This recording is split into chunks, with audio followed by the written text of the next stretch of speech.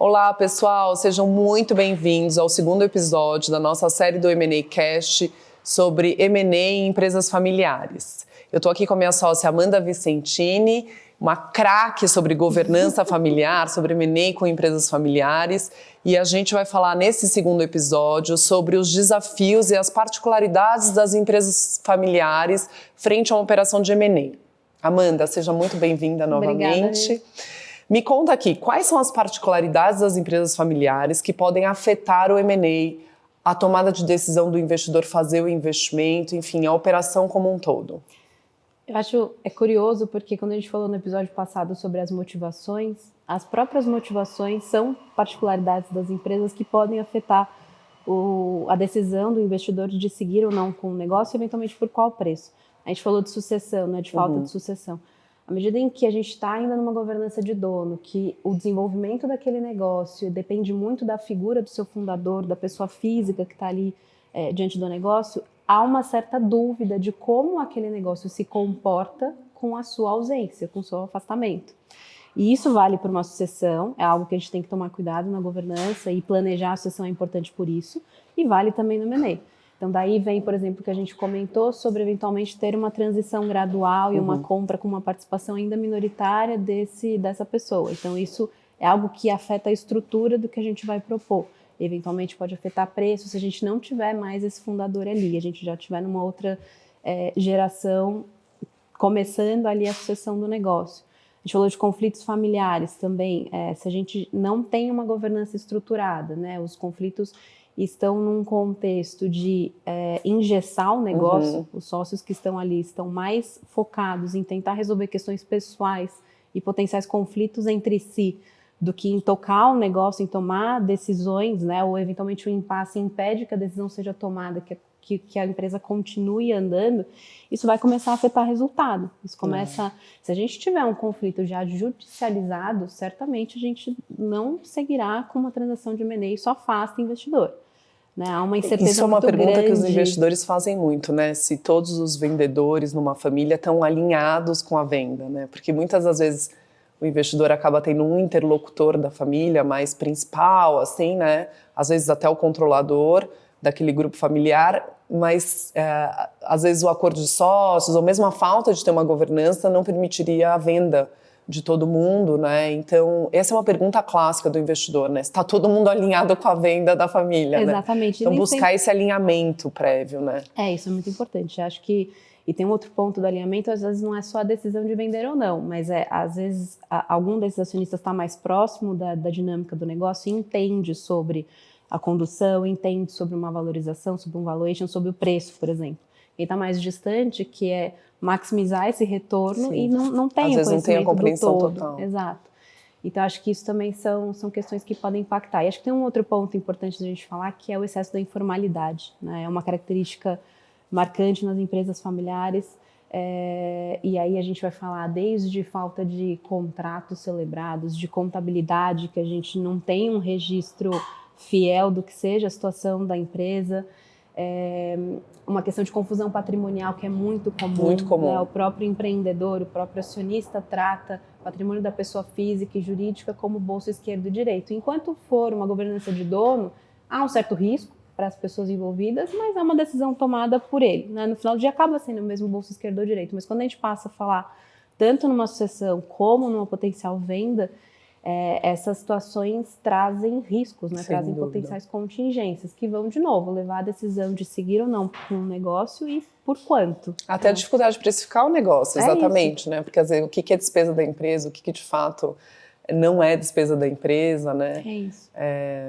Obviamente tem uma questão também do próprio salário daquele fundador, que às vezes nem está recebendo salário porque é o bolso direito e esquerdo, né? E tem que passar a receber salário a partir do momento que entra um novo investidor. E aí, falando um pouquinho mais sobre o processo de M&A como um todo, né? Como é que é essa dinâmica quando a gente está falando de empresas familiares, né? É normal, é um processo normal como qualquer outro M&A ou tem alguma particularidade? Eu acho que o processo em si, ele tende a ter a mesma linha do tempo, as mesmas fases, mas eu acho que a dinâmica em cada uma delas é diferente, né? A gente tem que ter uns cuidados adicionais. Acho que principalmente em conversa, no entendimento, na condução da negociação. A negociação muda muito aqui. Você comentou sobre o alinhamento de todas as partes. Então, acho que lá no preparo, né, antes de a gente buscar um investidor, ter um alinhamento de que realmente vamos vender, todos estão confortáveis, essa é a decisão da família. O que a gente busca com essa operação para saber qual a estrutura que a gente vai enfrentar. Tem uma carga emocional importante aqui. Se a gente está falando do fundador, o negócio da vida dele. Sim. Se a gente está falando de sucessores, é a história do legado da família, do avô, do pai, daquele imigrante que veio construir o império, enfim. Então, tem um preparo diferente, que é uma questão de formação de convicção mesmo, né? Depois a gente vai passar para a busca dos assessores, para que investidor a gente quer na mesa. Tem um ponto que as famílias levam muito em consideração na análise do investidor, para além da questão financeira, que são os valores intangíveis, o respeito à cultura, ao legado, né? A questão da cultura na empresa familiar é muito forte, né? Colaboradores que são tratados como extensão da família, né? O impacto que aquele projeto tem na comunidade em que está inserido. Então, como isso vai ser tratado após o fechamento da operação é uma coisa que vem para a mesa de negociação. Eu acho que a própria auditoria é um momento sensível em qualquer operação, é complexa, né? É trabalhosa, mas é muito difícil, é uma questão até cultural e de conhecimento do processo, a gente ter na empresa familiar alguém apontando o dedo para práticas que são assim há décadas, essa é a visão, né?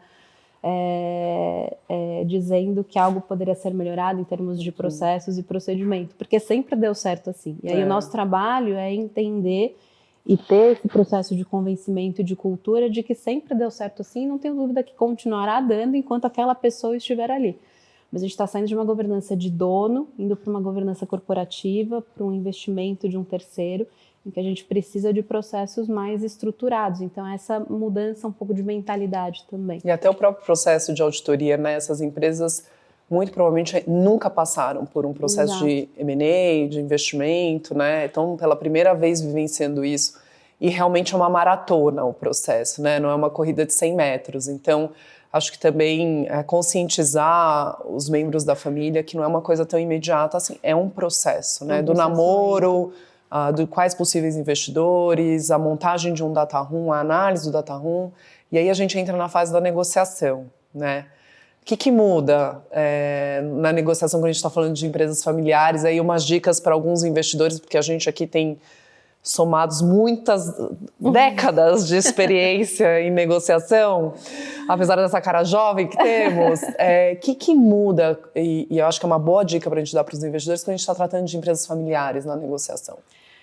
Acho que tem um primeiro ponto que não é polarizado, né? Não é só a parte compradora e a parte vendedora. Dentro da família, a gente estava falando há pouco sobre até a motivação da venda, o convencimento, a convicção de todos. A gente vai precisar buscar um alinhamento. A gente já toma mais tempo nesse trabalho dentro de casa, né? Interno, né? Para que a gente se alinhe em expectativas, de novo, de valor, de timing, enfim, de tudo que está envolvido naquela negociação, né? E depois, quando a gente tem já esse alinhamento, então já é um processo que toma um pouco mais de tempo e a gente tem que ter cuidado para não esquecer de que tem um tempo de mercado também, as operações têm um tempo para acontecer. A gente tem também a questão do tato, né? De levar os pontos que são importantes para os investidores, tem a questão de governança, tem a questão de adaptação aos novos processos, com aquela cultura de uma governança que vem de uma governança de dono. Algumas questões que a gente enfrenta aí, discussão de contingências do passado. Primeiro que a gente tem uma dificuldade do entendimento de que aquilo seja um problema, como eu falei há pouco, né? Isso sempre foi assim e não houve problema nenhum. E o segundo é de, eventualmente, indenizar pelo passado, por exemplo. Assim, olha, eu estou te entregando a companhia, eu estou vendendo, eu estou saindo do negócio. Porteira fechada. Isso, não é mais meu, agora é um problema seu, eu não quero daqui. E isso tem questão do alinhamento de novo, né? Sócios que estão mais distantes da operação daqui 2 anos terem que ser acionados para responder uma questão de uma contingência, de uma perda materializada. Então, Exato. É um Até processo... um outro ponto que eu lembrei aqui na negociação, que a gente enfrenta muito em empresas familiares, principalmente quando a gente tem minoritários das empresas, né? A gente tem uma figura talvez do majoritário familiar, é a indenização solidária entre eles, né? muitas das vezes o minoritário não quer ser solidário a uma indenização do todo, justamente porque ele está recebendo uma parcela pequena do preço, né? Então essa também é uma outra discussão. Eu acho que eu encerraria aqui também falando para os investidores que estão nos assistindo que o tempo dedicado à conexão pessoal com os vendedores, principalmente os membros da família, é muito importante, né? Essa conexão humana, independentemente da proposta financeira ou do que vai acontecer, se não houver conexão humana com os membros da família, dificilmente a gente vê uma operação indo para frente de uma forma tranquila, né? E vendo as pessoas felizes, assim, né, na transação. Então, acho que essa também é uma outra dica. É isso. Maravilha. A questão cultural e de legado sem dúvida, uma peça-chave aqui. É ter esse tato, esse cuidado para saber que a gente está falando de um legado de uma família, né, da construção de uma história. Obrigada, Amanda. Obrigada. Obrigada, pessoal. No próximo episódio, a gente vai falar no detalhe como as empresas familiares podem se preparar para essas operações de M&A. Não perca!